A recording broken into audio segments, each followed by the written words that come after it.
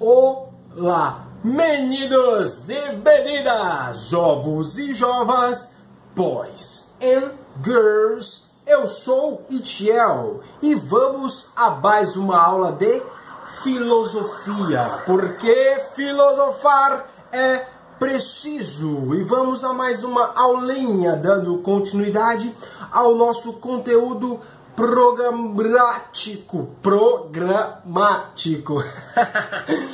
Então vamos lá, gente, com mais uma aula. Antes disso, vocês estão bem? Vocês estão passando bem? Ou estão mais ou menos, não sei. Estão comendo? Estão dormindo? Estão se exercitando? Estão fazendo as atividades? Estudando? Eu espero que vocês estejam muito bem. Que não esteja só que nem o urso no inverno, só comendo e dormindo. E a nossa aulinha de hoje é sobre Estado soberano. Estado soberano. Então vamos lá. No século XIX, um filósofo alemão chamado Georg Hegel, ou mais conhecido mesmo como Hegel. Então, Hegel criticou aí o liberalismo, pois julgava que este aí favorecia o individualismo, contrapondo os interesses particulares e coletivos.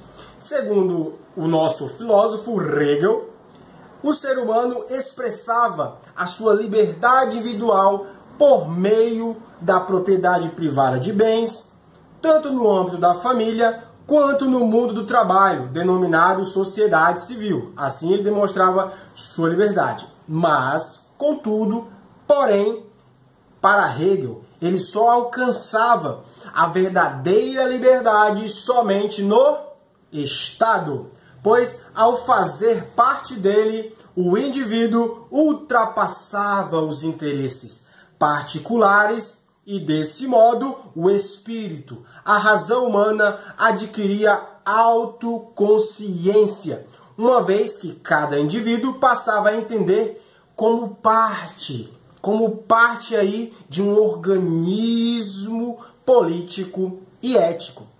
Então, o que nós entendemos? De acordo aí com Hegel, a autoconsciência do espírito, a nossa autoconsciência ainda estaria encoberto pelas paixões na família e pela falta aí de percepção do trabalho como algo universal na sociedade civil.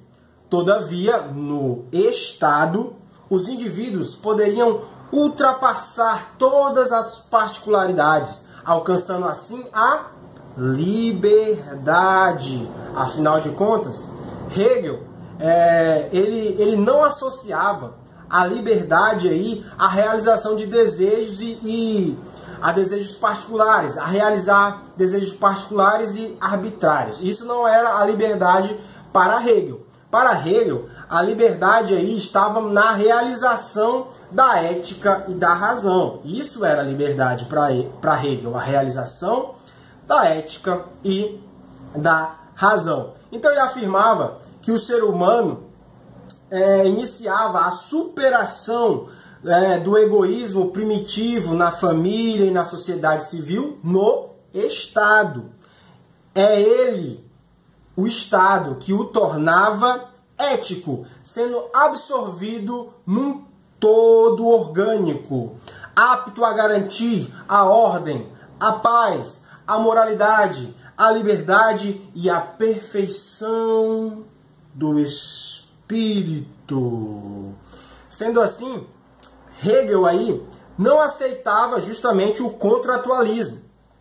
Para ele, a soberania não deveria ser atribuída a um governante ou ao povo, mas ao Estado, uma vez que este constituía um organismo indivisível, na qual a individualidade se transformava em eticidade. Então, o nosso filósofo aí, Hegel, ele rejeitava a hipótese de contrato social para explicar a origem do Estado, por acreditar justamente que a construção do Estado ocorria por meio de um movimento denominado dialética, movimento dialético, no qual as contradições sociais geravam sínteses, que por sua vez iniciavam novas contradições e produziam novas sínteses. O que seria esse movimento aí dialético?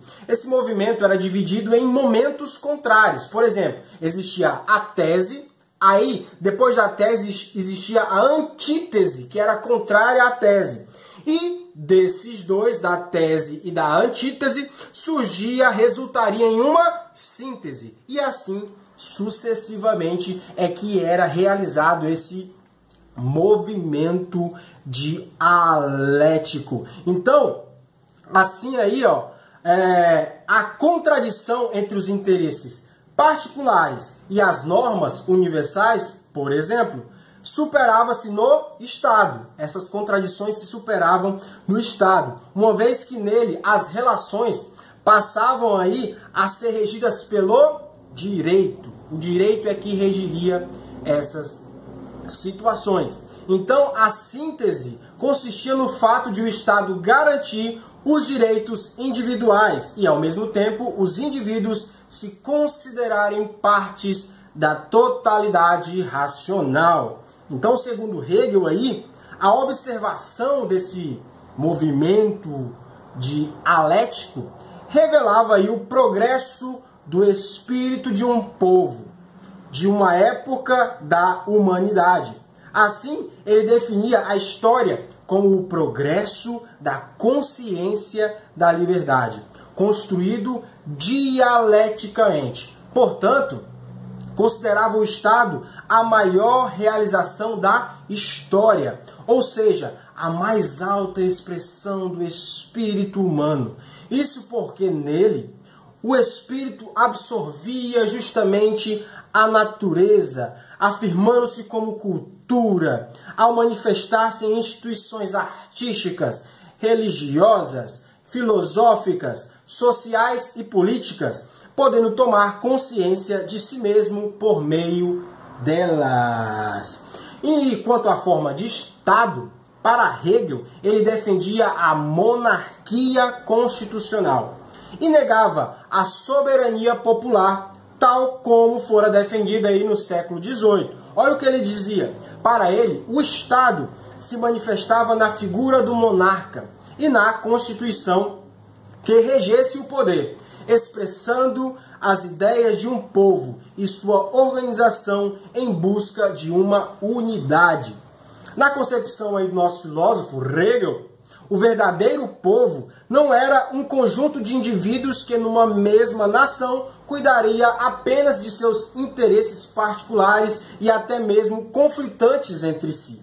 O verdadeiro povo existia como um corpo orgânico e ético, capaz de superar o individualismo e realizar o progresso do espírito. Assim, Hegel aí apresentava aí o Estado como uma ideia perfeita de Estado, mesmo que ele se realizasse de modo imperfeito no mundo, conforme as limitações de cada povo e de cada época em que ele se apresentava. Essa idealização aí do Estado rendeu ao seu pensamento, alguns acusam Hegel de ser a base de alguns regimes autoritários, em meio à história. Porém, no século XIX, conceitos aí utilizados por Hegel, de um Estado orgânico, de uma unidade, são aplicados aos revolucionários pensamento marxista.